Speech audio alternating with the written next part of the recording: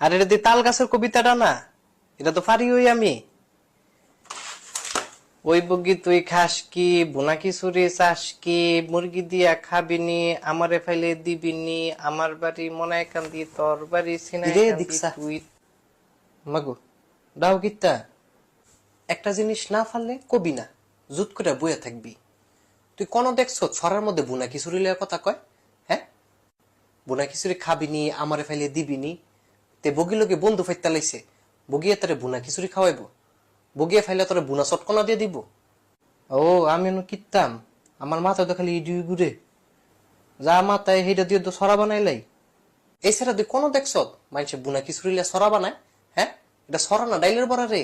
মাগো আমি একজন অন্যরকম কবি হইতাম না, মাইন্স হইতেছে একজন বালা কবি, বিদ্রোহী কবি। তুইও বি একটা বেত্তুমিস কবি। তুমি কি কইডি? আমার সম্পর্কে তো তোমার কোনো আইডিয়াই নাই। আমি তো অনই তোমার হলো একটা কবিতা বানাই লাইছি। সর্বনাশা না, তুই আমার দিয়ে কবিতা বানাই লাইছে।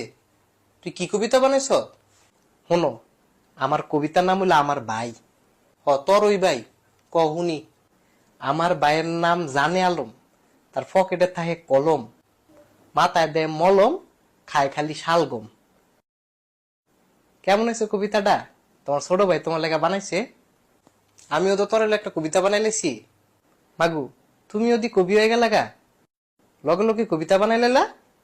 কি কবিতা বানাইছ হন? কবিতার নাম হইল আলু। নামটা তো সুন্দরই। কোন আলু? দেশি আলু? আরে ইন্ডিয়ান আলুডা।